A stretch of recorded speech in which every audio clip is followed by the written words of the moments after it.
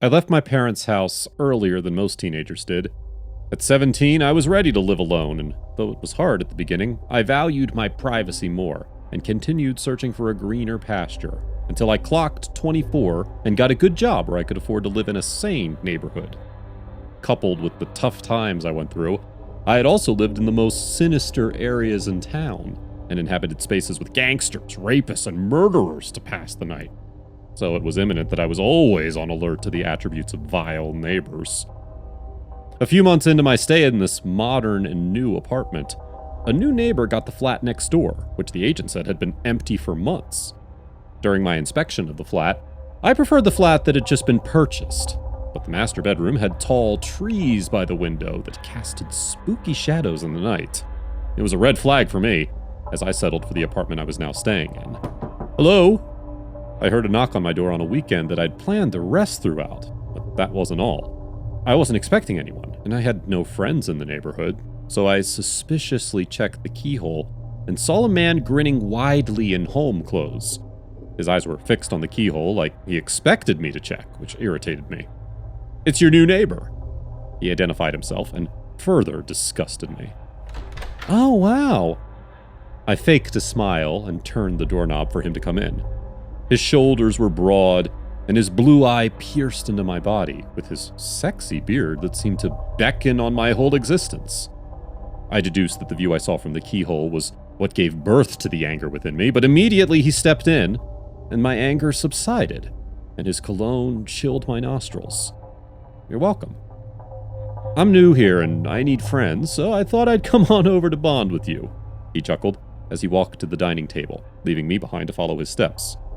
"I moved in on Wednesday, but realized you were never home. I guess you'd be around today, and ta-da!" He opened his alluring hands widely like he wanted to hug me, but I could tell he was motioning a surprise gesture. "Yeah, I work around the clock in a law firm, so I only get less busy on weekends, hence my compulsory absence," I chided. "What's your name?" I asked quickly before he did. "Nevada. Nevada Wedlock," he stated. "I'm Phoebe," I riposted to hook the conversation on the cliff of communication. "Nice name, and I guess we're acquaintances now," he chuckled. He was feeling too familiar with the house and suspicious, but I had a double standard on this opinion, and viewers like it. He was creating some sort of bond with being his familiar. "So do you live alone?"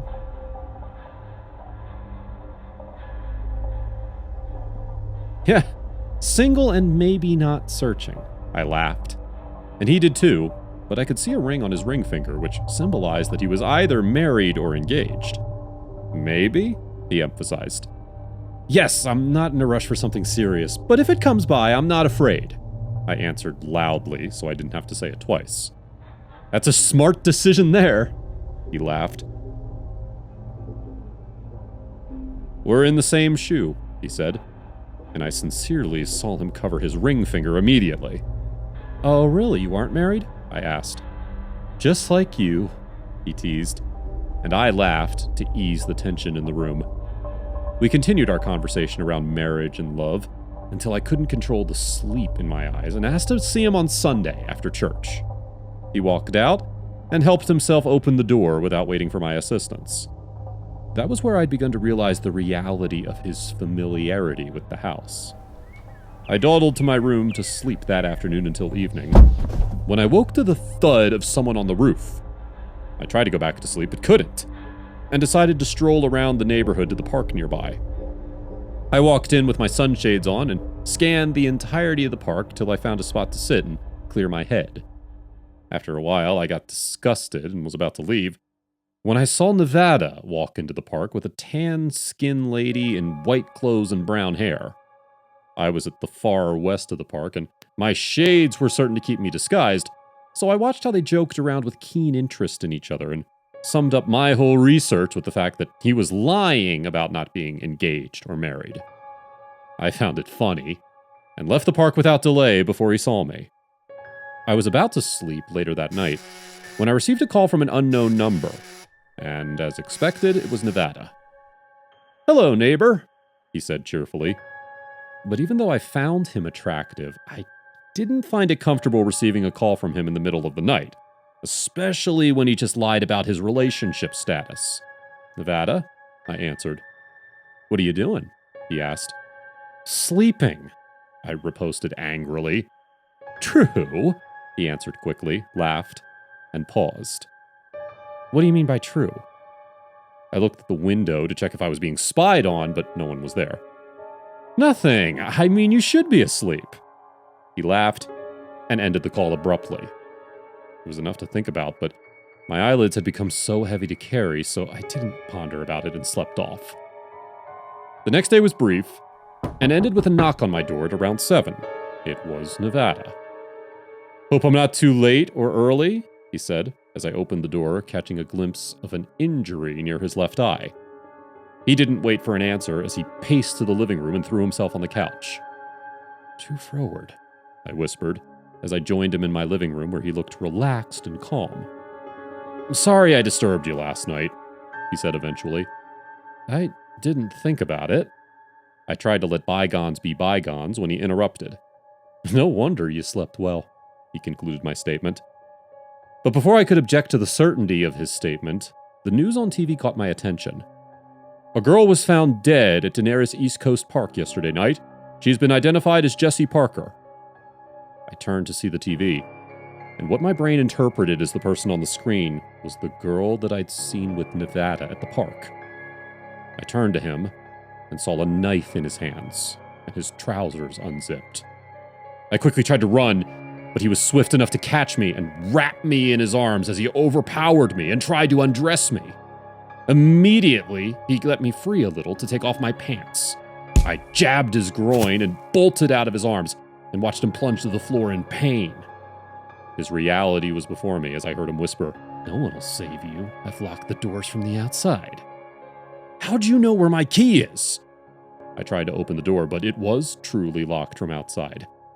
I have a camera in every room in your He laughed. Our house! Angrily, I closed the gap between us as he rose to his feet. I jabbed his stomach with my knee, knocking him unconscious on my living room rug. It was far from over, but I made sure he wasn't my problem anymore when I called the police on him.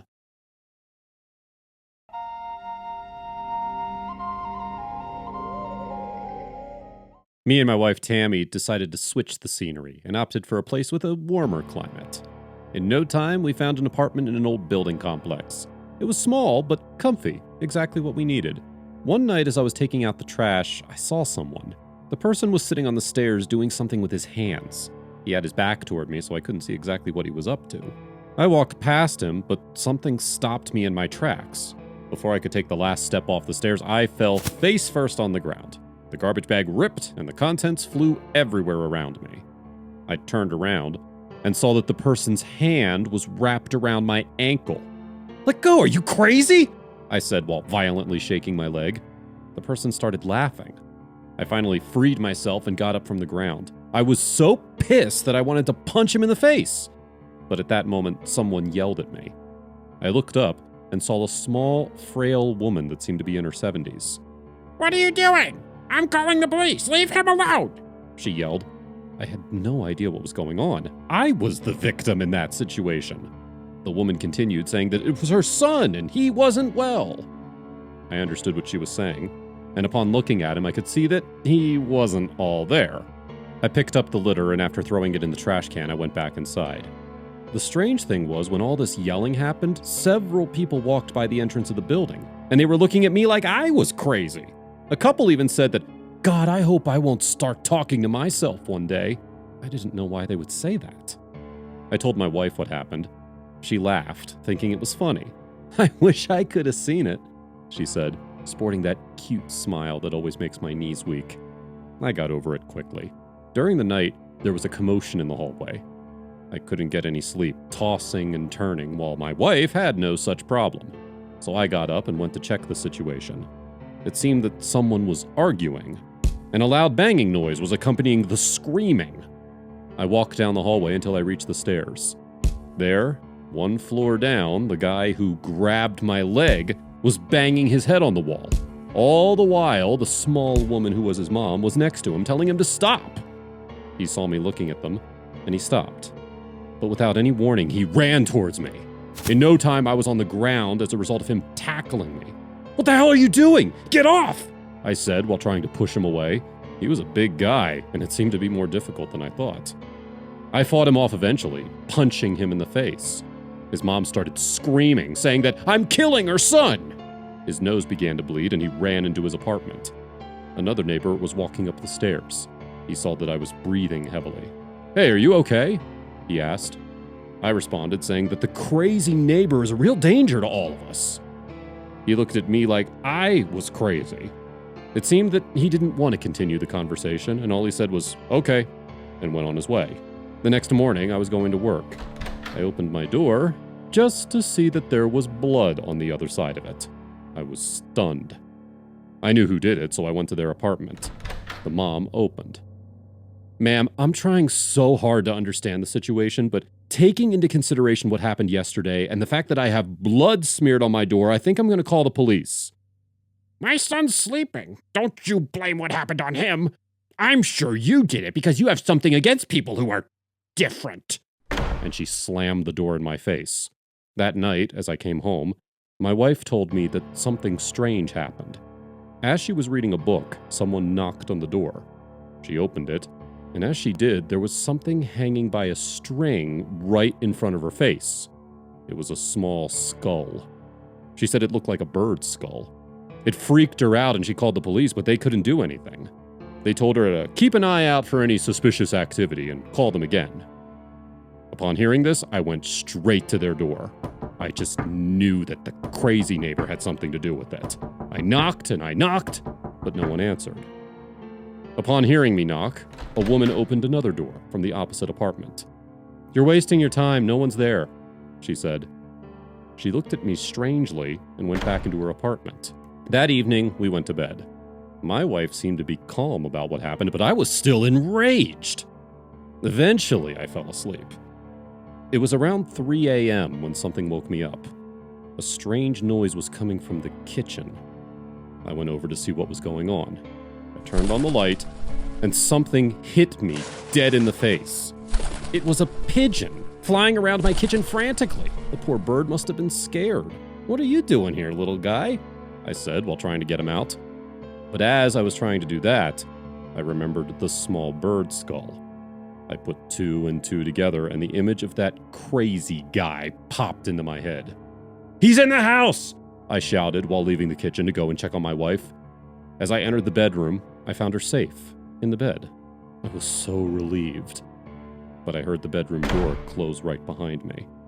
I turned around, and there he was, my neighbor.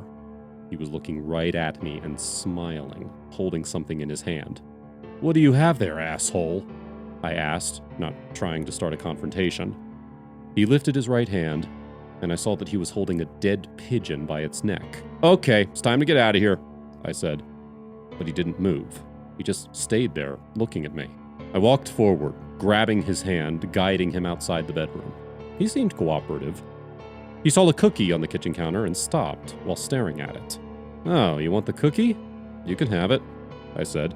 He took it and left. I was scared out of my mind. Good thing nothing happened. I didn't even tell my wife, not until some time had passed. But another strange thing happened the next morning. As I was going to work, I went past their apartment. I saw that the door was open and took a look inside. The place was empty, and there were construction guys working. "Excuse me, did they move?" I asked. He looked at me as if I was speaking another language. "Did who move?" "You know, the guy and his mom." "Sir, this apartment has been vacant since 2005. Someone just bought it," he told me. I was speechless. "Did you see them?" I heard a voice coming from behind me. I turned around and saw the woman from the opposite apartment. "I too see them sometimes." "What do you mean?" "Marge and little Nikki. They died years ago. Well, he killed her and then killed himself. I still see them sometimes around the building." "Guess you do too. But don't worry, he's a good boy." "Well, most of the time," the woman said, and slowly closed the door.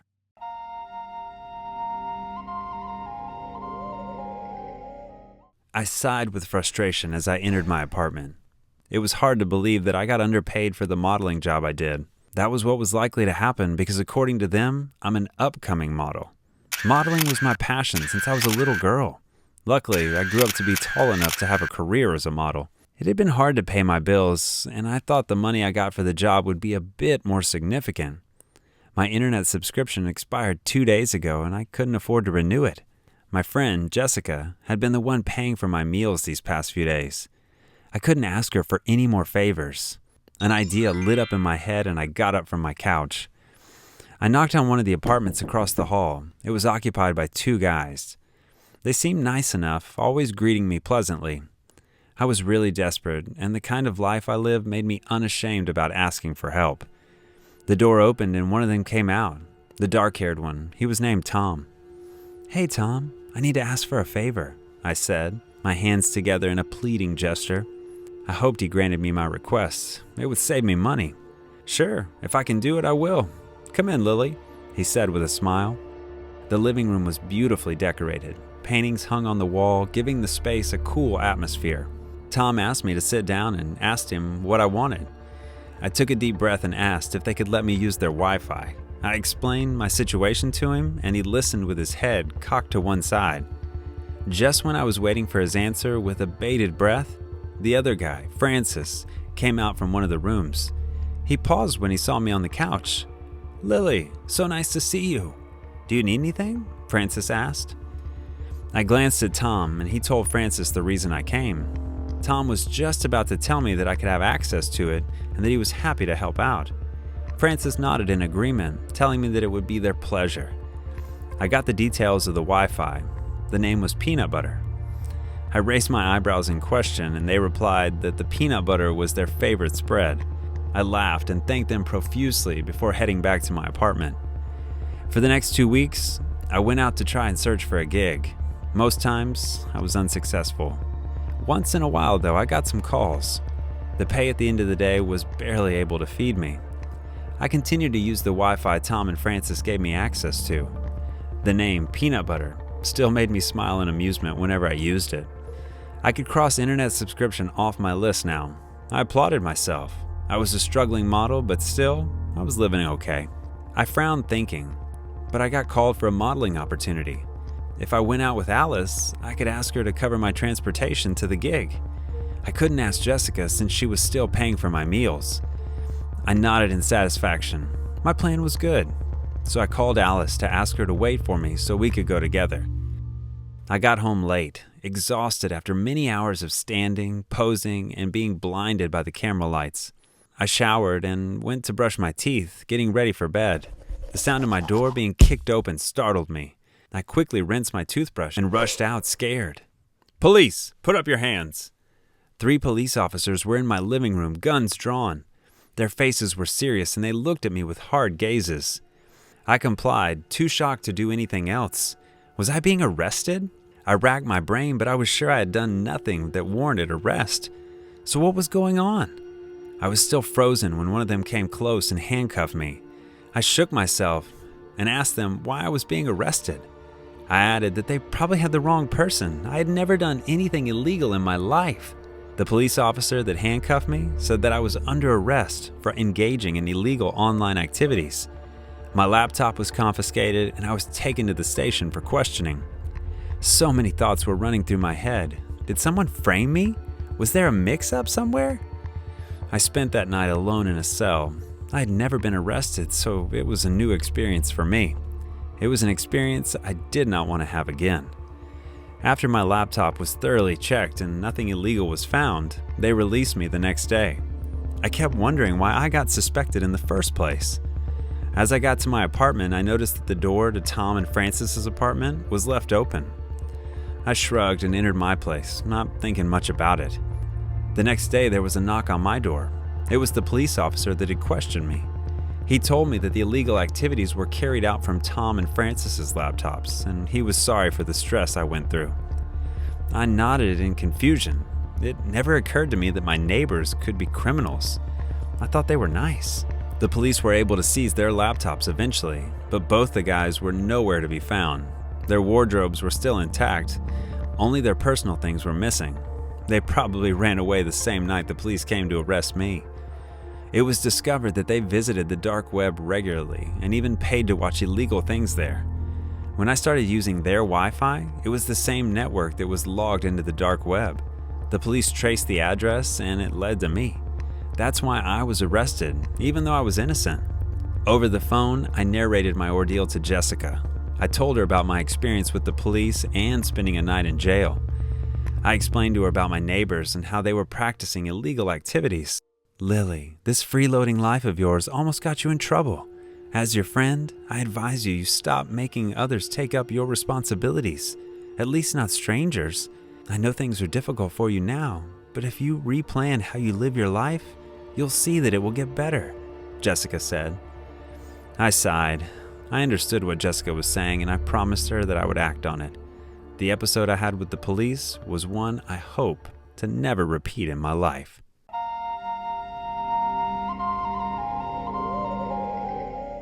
I walked home quickly, happy it was already the weekend. My job at the office really took a lot from me mentally. My apartment was on the 3rd floor, and I usually took the stairs to get some exercise in. Today, I decided to take the elevator. I just wanted to rest. Hey! I turned around as I was trying to open the door to my apartment. Hey, I replied. A guy was standing in the doorway of the apartment opposite mine. He must be a new tenant. I just moved in, he said excitedly. My name is Joseph. Alex. I shook his outstretched hand. He seemed to be an okay guy. He told me he moved away from his former place because he wanted a fresh start. I went inside and watched some TV before finally going to sleep. The next day was a Saturday, and I woke up a little late, stretching lazily in my bed. I noticed I was out of groceries and rushed to the store to get some. I went to the elevator when I came back, my bag of groceries in my hand. Joseph was inside the elevator already. He was holding a toolbox. He greeted me and told me the locks were for his apartment. I frowned and told him our neighborhood was very safe, especially our building. He shrugged it off and said no one could ever be too careful. I supposed he was right. I saw little of Joseph the rest of the weekend. He was always holed up in his apartment. Sometimes I could hear him screaming at someone to leave him alone. We formed a cordial acquaintance over the next few days, greeting each other well. It was a Tuesday and I got home late from work. I crashed on my bed without eating. I fell asleep almost immediately. Was someone knocking on my door? I opened my eyes and stood up. The knocks grew louder, insistent. I opened the door to see who it was, but to my greatest surprise, it was Joseph. He looked troubled, his eyes darting around. He told me some people were after him and they would find him soon. When I asked him how he knew, he said he just did. That was the reason why he moved here. I just sat down looking at him. I couldn't fathom why he was so scared. I asked him to call the police and he got even more scared, trembling. He said the police couldn't be trusted. The last time he reported to the police, they threatened to lock him up. And you're sure these people will find you? What do they want from you anyway? I asked. I don't know, man. I only know that they want to kill me. I began to think that Joseph was hiding something. Perhaps he stole from them or did something that landed him in trouble. He seemed to think he was innocent, though. Keys jingled outside and Joseph jumped. I rolled my eyes and checked through the peephole. It was just Miss Maria, the cleaning lady. I opened the door, ignoring Joseph's protests. I smiled at her. She was very efficient in her job. She kept cleaning the building. Miss Maria asked if there was anything else she could do for us. I shook my head in the negative. Joseph lunged at her, knocking her to the ground. I shouted in fright and tried to pry him off of her. He finally got up, but Miss Maria was unconscious. They can turn anyone over. It's what they always do. Joseph, are you sure you're fine? I was beginning to think he wasn't. He just knocked out the cleaning lady for nothing. I told him to sit. I rubbed my face. How was I supposed to explain this when she woke up? I quickly closed the door after confirming that no one witnessed what happened. I brought out my phone, attempting to call the ambulance. Joseph looked up at me and asked what I was doing. I replied that I was just calling the ambulance for Miss Maria. Oh no, they got you too. You can't kill me. He rushed from the chair. Everything was happening in slow motion. One minute, Joseph was sitting on the couch. The next minute, he tackled me to the floor, bending my arm behind me. 911, state your emergency. Help, I gasped. Calm down and tell us what's going on. Joseph tried to cover my mouth. I never noticed how strong he was. Someone's trying to kill me, I said amidst struggles. Joseph punched me and I heard a crack. He just broke my nose. A high ringing sound pierced my ears. I flailed, truly panicked. I was sure Joseph was not normal. My elbow connected with something soft and I heard a grunt from Joseph. I jabbed him with my elbow again and was appeased to hear him groan. Hello? Are you there? My phone was still connected to 911. I tried to reach for it. Apartment 34, Old Mason Lane. I hoped they heard the directions. Joseph punched my face again and I roared in pain. I saw movement in the corner of my vision. Miss Maria was stirring. She stood up shakily and saw my struggling beneath Joseph. My face was bloody. Her face paled and tears welled in her eyes. I shook my head, urging her not to make a sound. Joseph was occupied with trying to keep me down. He didn't notice Miss Maria grabbed the umbrella I usually kept by the door.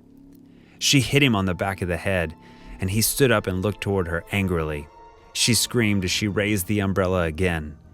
He caught it as she tried to hit him. He then slapped her across the face. As I was now free of his weight, I mustered all my strength and pushed him hard. His head connected with the floor with a thunk, but he remained conscious. Bring the umbrella, I yelled at Miss Maria. I held him down and she hit him on the head till he passed out. There was a silence as Miss Maria and I stared at each other. Then she fell to her knees and broke down in sobs. I stood up, trembling. I went to the sink and washed my face, feeling numb. Miss Maria was hugging her knees to the body, scared to the core. We heard sirens getting louder. The police burst in a few minutes later and questioned us. Miss Maria took a while to calm down before she narrated what happened. After Joseph was treated, he was put into custody. During his court trial, it was established that he had a mental illness, one that caused acute paranoia and mistrust. He was diagnosed with paranoid personality disorder, PPD. Joseph was taken to the psychiatric ward where he continued to receive treatment and therapy. I took a long overdue leave from work to get myself back together. It took the threat of death to realize that I wasn't living my life to the fullest.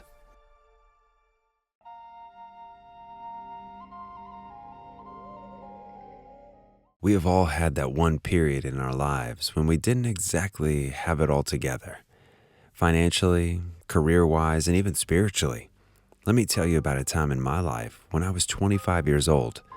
I wasn't a child anymore, but I wasn't yet capable of living the life that I always dreamt about. As I said, I was 25 years old. I've been working some boring corporate jobs that didn't really pay that much. And the worst part was that I didn't love doing it either. Because my salary was modest, to say the least, I couldn't afford to move into an apartment in the good part of town. And believe me, I've been looking for a place for some time, but all I could manage at the moment was a small one-bedroom apartment, which was in a neighborhood known for its high crime rate. I thought I would manage for a couple of months, hoping that in no time I would find another job that would allow me to start getting my life together. Anyway, I moved into that apartment. The landlady was sweet, though. "Is everything okay, dear? It's not much, but for a single girl like you, I think it would work. Also, if you need anything, I'm just one phone call away," the landlady said after handing me the keys to the place where I'd live for the time being. No, it's great. Thank you so much.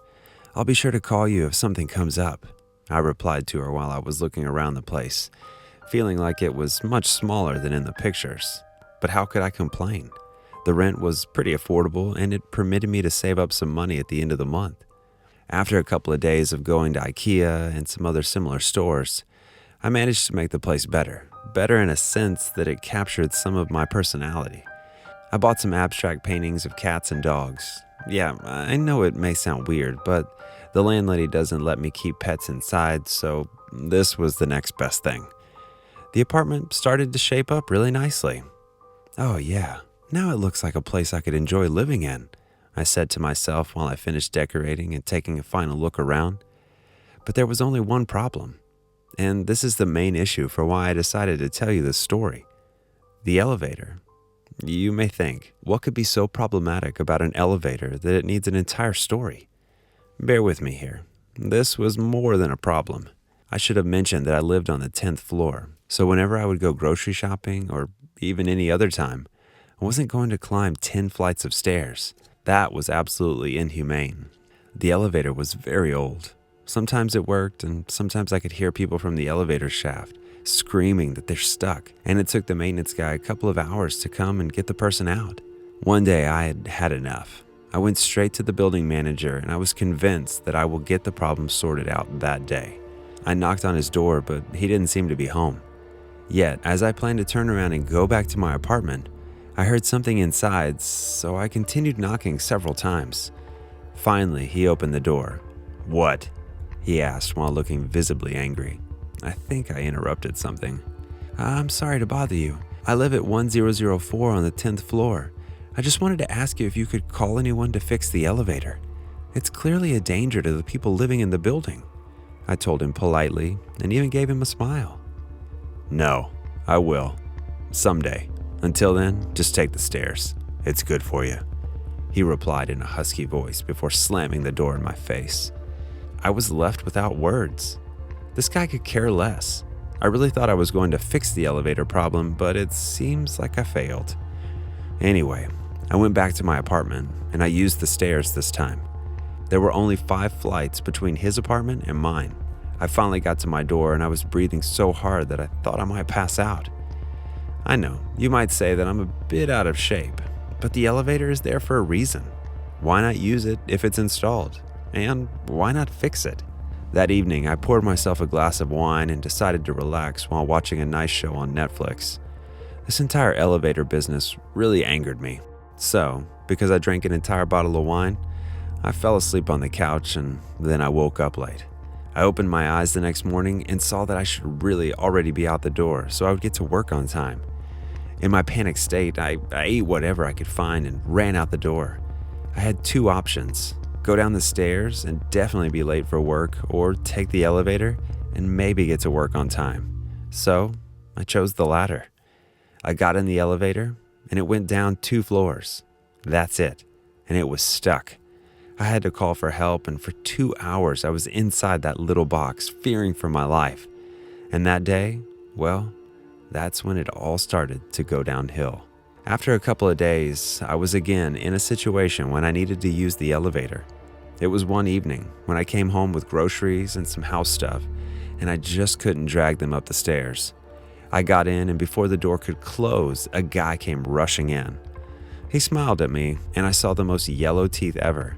He had a cross tattooed on top of his bald head and appeared a bit odd to me. As the elevator was barely moving, the guy started humming while looking straight at me. He was singing a weird chant or something. I looked ahead, but I could feel him staring me down. I felt really uncomfortable, and I got off on the 5th floor. I ended up carrying the groceries on the stairs. As the days went by, the stupid elevator and the random people I encountered continuously pushed me towards evacuation. But there was this one time that made me move out of the building entirely. I was coming home from work, and I saw that the elevator doors were closing, so I rushed to catch it. And as I did, my arm got stuck between the 2 closing doors. I tried to nudge it out, but I couldn't. That wasn't the terrible part. The terrible part was that the elevator started going up, and my wrist was locked between the doors, meaning that I in no time would lose my hand. My face paled. "Help me, I'm stuck, help me." I screamed, but no one answered. The elevator was slowly going up, and my hand was slowly approaching the area where it would start to be severed clean off. Then suddenly, the crappy elevator stopped and its doors opened. I hastily pulled my arm out. That was the last time I would ever use that elevator. I could have lost my hand. The next day I went to work determined to get a raise, and in my infuriated state, I actually got it. And it was enough for me to move to a place where I wouldn't have to constantly worry about my safety.